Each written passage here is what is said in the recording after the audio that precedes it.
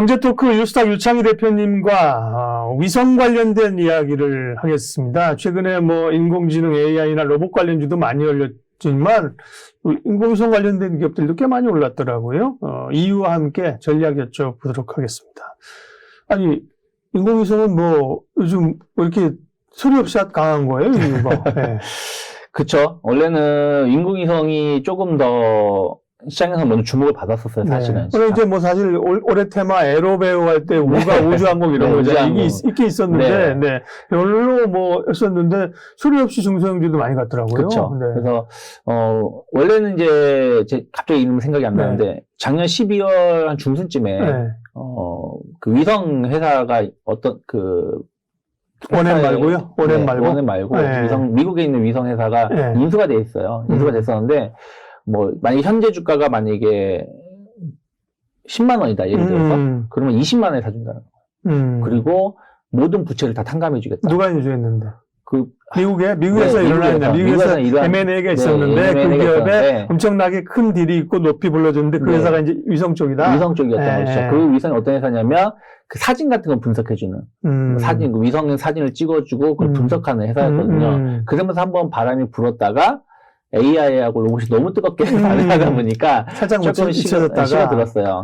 근데 지금 왜 위성을 좀 보느냐? 어찌되었든 그게 성공을 할지 실패할지 얼마나 많은 사람들이 사용할지 모르겠지만 그 스타링크가 우리나라 서비스를 한다는 거 아니겠습니까?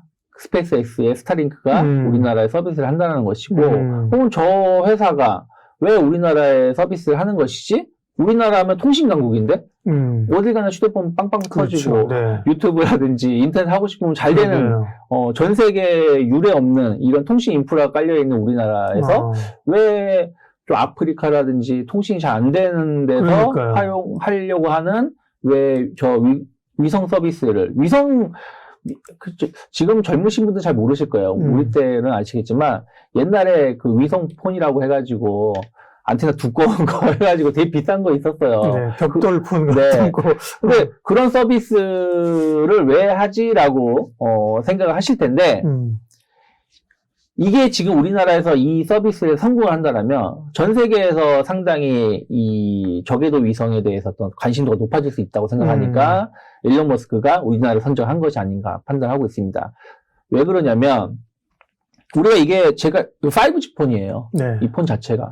뭐 5G 폰 도입된 지가 우리나라 같은 경우 18년 정도, 19년도에서 도입이 됐으니까 벌써 한 4, 5년 정도 이상이 됐는데 실제 이게 5G가 맞나라는 생각을 많이 합니다. 왜냐면 최근에 과기부에서 아예 5G 투자를 하지 않을 거면 주파수 그냥 다시 반납해라 할 정도였으니까요. 근데 5G 투자를 많이 못한, 그러니까 특정 도시 위주로 해놓은 이유가 돈이 너무 많이 든다는 것이죠. 왜냐면 2G, 3G, 4G, 5G로 갈수록 이 주파수가 전달할 수 있는 기간이 거리가 짧아진다는 거잖아요. 그럼 그 거리에 맞춰서 기지국을 촘촘하게 설치를 해야 되는데 지금 만약에 우리나라 기준입니다. 우리나라 기준으로 전국에서 5G가 정말로 5G의 느낌이 나게끔 사용하려고 투자를 하려면 20조 원의 투자가 더 필요하다고 합니다. 그동안 투자를 많이 했음에도 불구하고 그러면 아직까지도 이러한 그 초고속 인터넷망에 대한 어떤 소외 지역이 많이 있다라고 보시면 되겠고 거기다가 이제 이것은 지상이잖아요. 지상은 상관이 없는데 바다라든지 이런 데서도 통신이 필요한데 이거는 안 된다는 것이죠. 근데 요즘에 보면은 뭐 선박도 자율주행 선박이라든지 이런 부분들이 좀 있거든요. 그래서 이런 그 UAM이라든지 자율주행. 근데 그럼 앞으로 비행기에서도 인터넷 탈 수 있나? 그렇죠. 지금 못하게 하잖아요. 만약에 요즘에는 비행기에서 돈만 많이 주면 그 위성으로 해서 인터넷 쓸 수 있다고 하니까요. 그래서 그런 부분들이 수요는 많이 높아지고 있다. 그러니까 이런 부분들이 필요한데 이것이 되려면 6G로 넘어가야 되는데 6G로 당장 넘어가기에는 5G도 안 되는 5G도 시원찮은데 6G 또 투자하기 부담된다는 것이죠. 그래서 저궤도 위성으로 이러한 부분 음영 지역을 커버해준다는 것이죠. 그래서 우리나라를 좀 선정을 한 것이 아닌가 생각을 좀 하고 있어요. 그래서 뭐 사물 인터넷, 로봇, 뭐 자율주행 이런 부분들, AI 이런 모든 것들이 아까 말씀드린 대로 데이터 센터라든지 반도체 쪽 관련해서 수요를 높일 수도 있지만 또 통신 시장에 대해서도 수요를 높일 수밖에 없다 생각을 좀 하고 있고 그것이 스페이스X의 스타링크가 우리나라에 서비스가 도입이 된다고 하면서 약간의 관심도가 다시 좀 높아지고 있다라고 보고 있고요. 그 모멘텀으로 최근에 스타링크 스페이스X가 진출한다 그러면서 여기 이제 뭐 인텔이나 테크 세트레가 이름이 올랐던 거군요. 네. 그래서 저도 요즘 그냥 챗GPT AI에 메모해서 맨날 그 뉴스 난다다 보니까 이 그쵸. 뉴스를 잘 안 달았어요. 근데 주가 오른 거 같거든요. 네. 그래서 뭐 화면 보시면 이 사진 이 미래 예상도죠. 이 저궤도 위성을 통해 가지고 전체적인 어떤 그 생활을 좀 윤택하게 할 수 있는 미래 청사진이라고 좀 보시면 될 것 같고요. 수요는 계속해서 높아질 수밖에 없다. 그러니까 2G, 3G, 뭐 4G, 5G를 갈수록 우리가 사용할 수가 있는 서비스들이 더 확대되고 있다는 것을 보여주는 이 도표라고 보시면 될 것 같아요. 그래서 네. 로봇이라든지 자율주행, 뭐 US 케어 뭐 이런 쪽으로 간다라면 통신 장비, 통신 서비스는 더 좋아져야 된다. 우리 그 모든 걸 다 커버를 해줘야 되니까요. 그래서 이러한 부분들을 좀 주목을 하고 있지 않나 판단하고 있고요. 또 하나는 왜 제가 위성 쪽을 좀 보자라고 말씀드린 거는 네.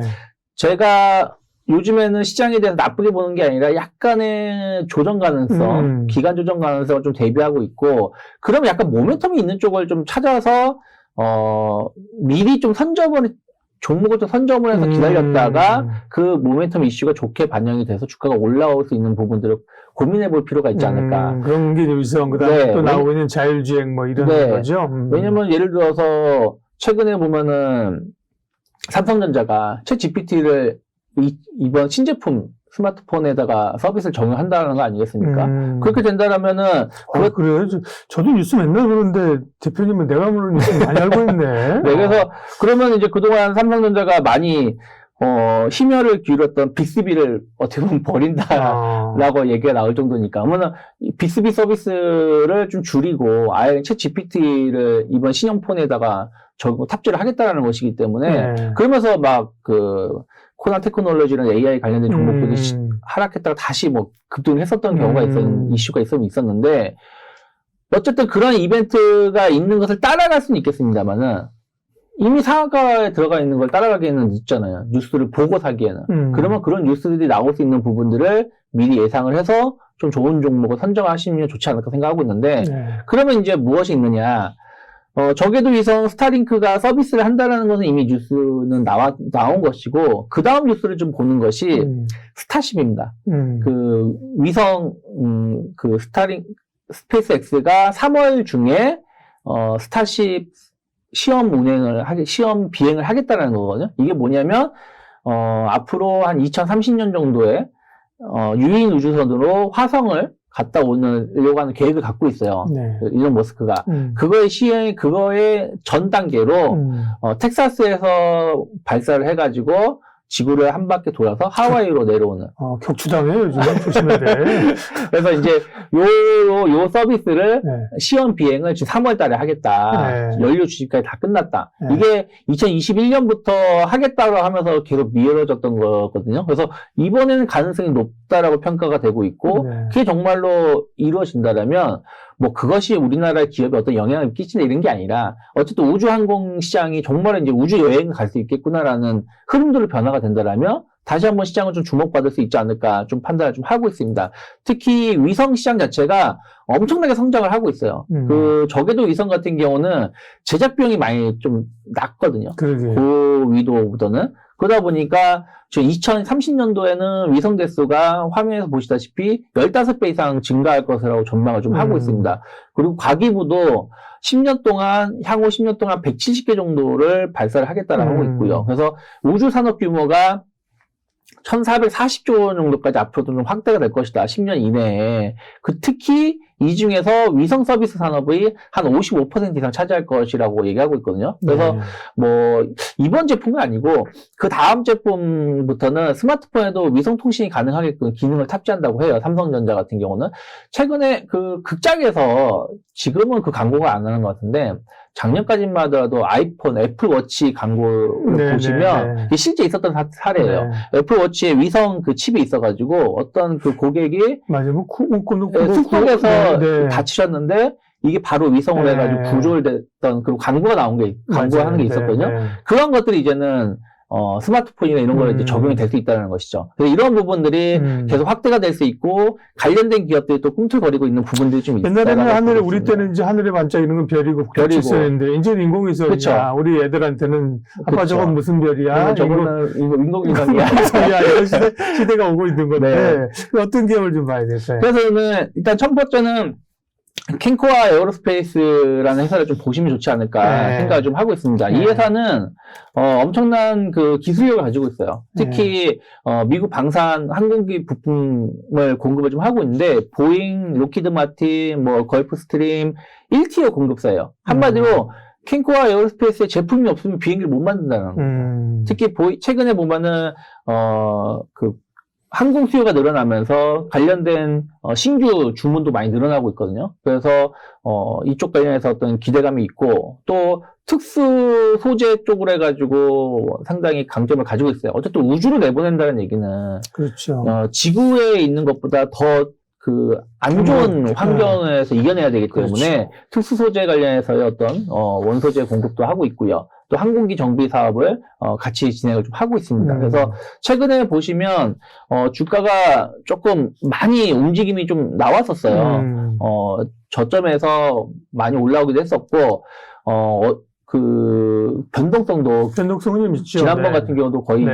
한 16%, 10% 이상 주가가 올라왔다가 좀 윗꼬리가 나오는 모습이었는데 어쨌든 이 이슈들이 아까 말씀드린 것처럼 스타링크라는 이슈가 조금 해소가 되면서 그동안 많이 올라갔던 것이 주가가 조금은 하락이 나왔다면 여기서 주가 지금 당장 사자라는 건 아니라 어느 정도 좀 지지선이 좀 확인이 된다라면 한번 공략해 볼 수 있는 하나의 좋은 기업이 아닐까 생각을 좀 하고 있고요. 캔코아요. 예. 네, 그리고 인텔리안 테크는 위성통신 안테나 전문 기업입니다. 특히 해상용 안테나 수요가 급증하고 있어요. 아까 말씀드린 것처럼 뭐 배에서도 자율주행 이런 그런 기능이 들어가고 있는 부분들이 좀 있고요. 그리고 저궤도 위성 안테나 사업이 계속 성장한다라면 특히 이쪽에 대해서 거의 전 세계에서 시장을 주물르고 있는 게 영국의 원앱이라는 회사가 있거든요. 네. 이 회사가 저궤도 위성을 한 200~300개 정도 지금 발사를 해놓고 서비스를 진행하고 있는데 여기에 직접적으로 제품을 공급하고 있습니다. 그래서 작년만 하더라도 전년 대비해서 70% 이상 매출이라든지 영업이익이 성장한 회사라고 보시면 될 것 같아요. 그래서 인텔리안 테크의 주가도 보신다라면 최근에 주가가 좀 이 회사는 크게 하락하진 않았어요. 그러니까 완만하게 상승하고 있고 좀 이슈가 있다가 소멸하면서 횡보하고 있지만 충분히 아까 말씀드린 대로 3월 달에 스타쉽이 정말 발사가 이루어진다라면 주가는 다시 한번 움직임이 나올 수가 있고 설사 발사를 안 한다고 하더라도 그것 때문에 주가가 오르는 건 없기 때문에 조금 리스크는 좀 제한적이지 않을까 판단하고 있습니다. 네, 요즘에 위성 관련주들이 특별히 이제 중소형주가 왜 움직이는가 굉장히 궁금했는데요. 네. 유창희 대표님께서 그 이유를 분석해 주셨고 또 무엇보다도 이제 기존에 핫한 테마들이 계속 갈 수는 없잖아요. 그죠? 그러면 다음 이슈들을 준비해야 되는데 네. 그런 이슈로서 좀 거리가 되는 게 그 인공위성 쪽이다. 네. 예, 그래서 캔코아 에어로스페이스, 인텔리안 테크 네. 네, 두 기업을 관심주로 말씀을 해 주셨습니다. 대표님 고맙습니다. 그렇습니다.